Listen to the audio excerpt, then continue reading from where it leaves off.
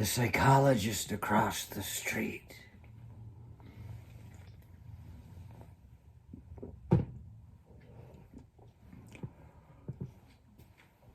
He lives in the garret across the way, spending much of his time outside, pulling weeds, watering dirt in a jug, and feeding the birds. I see him talking to the different neighbors from time to time, but he doesn't seem to get too close.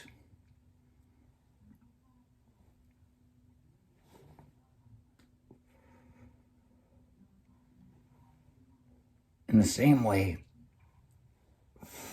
he talks to me. He told about how in a psychometrics class, the self-righteous, smarty pants, future spinster of the class was sitting next to him one day exams were passed back.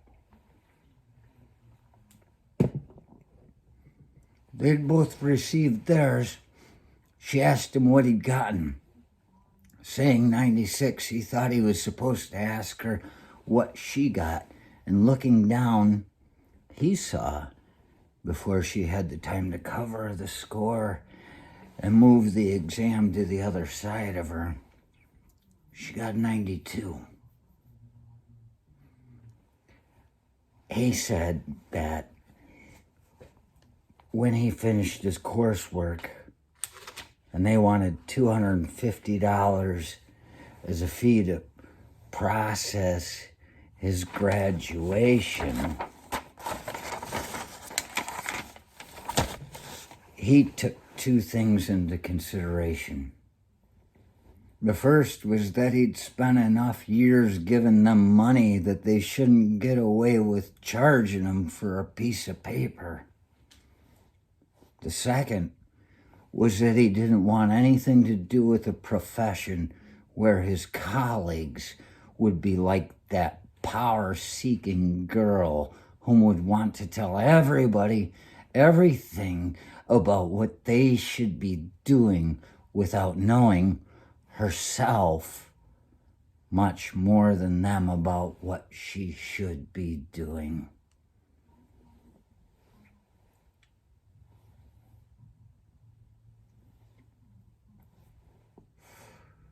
I gather from that she's not so hidden as she thinks she is. Plenty of people running around out there that know just as much as everybody else, as much as they want to tell them they don't. That's a story written by LeRoy.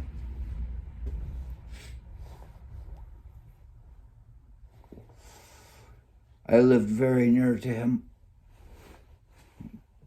in Kalamazoo.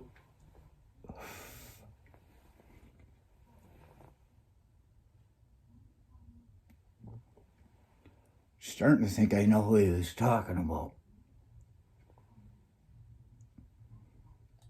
So yeah, thought ya might like to go to the show to feel the warmth, the effervescent, that space cadet glow. Well, I got some bad news for you, sunshine. Pink isn't well. He stayed back at the hotel. They sent me along as a surrogate band to find out where all of you fans really stand. Hi! That's my Pink Floyd impression. But that's what it is. It's all a show. One of those classes I had, psychology class, was with this, it was a psychology of prejudice class. San Jose State. This woman, white Baptist woman from the South, it turned out, and you know, as it is, we have to know each other. And it was an an elective type of class. You could pick which way you wanted to go with this. And it was a credit, and it was validated. It sounded like a good thing to me. I wanted to see what is going on.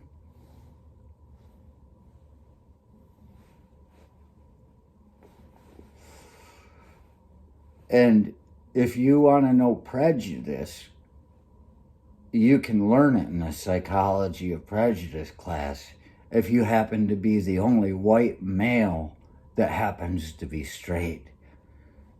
This woman hated me. What the hell am I doing in her room stealing her fucking ideas? I'm like, you're supposed to teach me.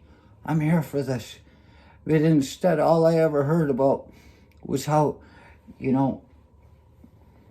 her father, being a white Baptist from the South, thought women were stupid. And she says, but we watched Jeopardy one day, and I did better than him, and he just couldn't understand that.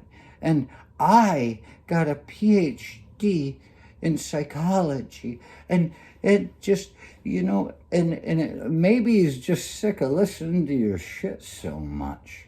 What I learned from this woman that day when she had to spout out that she got a PhD in psychology and all this stuff, what I learned was that you can be intelligent or you can be disciplined.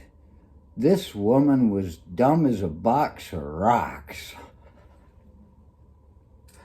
And I looked at her while she talked, and I heard her going, wah, wah, wah, wah, wah, wah, wah, wah, white Baptist supremacist, or, whatever she is.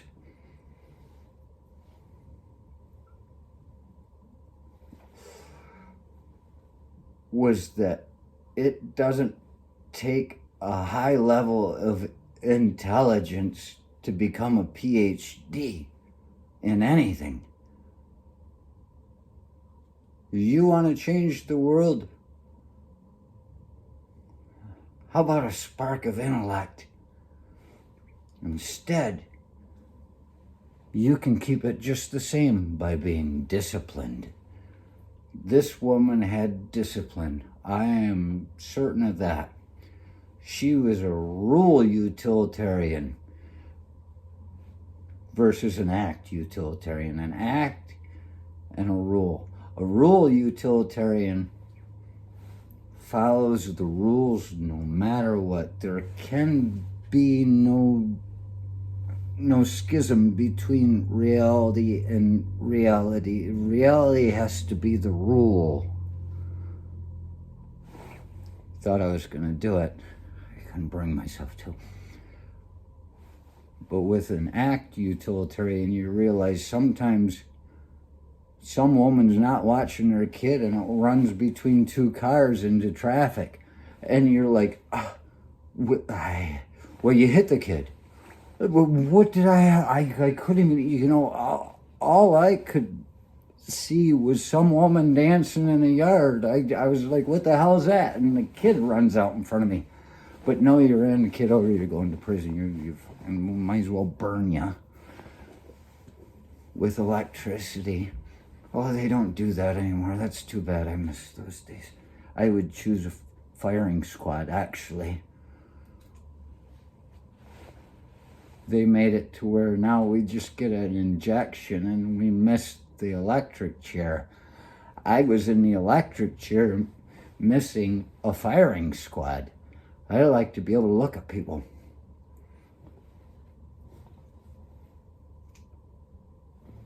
You hang me without a hood and without my pants.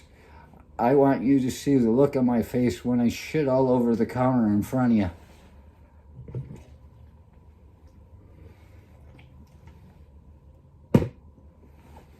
So yeah, this woman's a psychologist. can't see that she's doing anything right. I mean, if you want an example, I've mentioned it before. If you, on the radio, way back then, it's on one of these Dawn of Betrayal episodes from the beginning. You want an example of how this woman shouldn't have been teaching this class? She told everybody, you know, you get to choose your name. It made perfect sense. It made perfect sense. She said, you get to choose what you call yourself. You know, and it's true. I agree with that. And this, I was like, all right. You know, I didn't turn on her right away.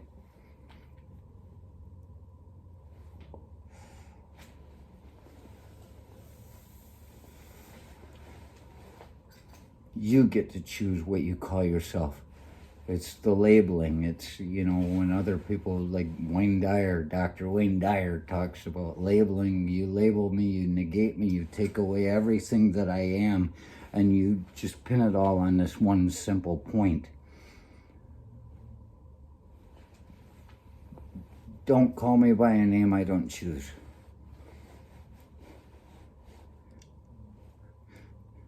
Don't call him Myra Hayes, he won't answer anymore.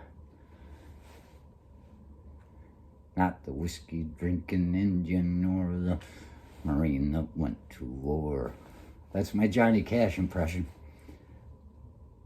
But then that day, after saying all that good stuff, she had a speaker in, and there was a girl. As I said, I was the only straight white male in the class. And there was a girl from Southeast Asia, and she said her grandfather, when the guest speaker was talking, asked questions. She said her grandfather said that he likes to be called Oriental. And the teacher stood up and says, he can't do that. And I raised my hand. I said, I thought you said that whatever it is we choose to call ourselves is our choice. That's how we define ourselves. And she just hated me. And she was making nothing easy. That was a person that I had to go around. That's another thing I learned. These are the people that are telling us what to do and acting like it's all... As a young man, I realized this is all a line of horse shit just to keep us wherever we're at, whatever it is. The older I get, the more I see it. People have just been faking it based on that piece of paper they spent $250 of after spending their parents' bankroll. Go, Luther LeRoy. It rolls off your tongue so fast, it gets slurred. Luther LeRoy, the psychologist across the street.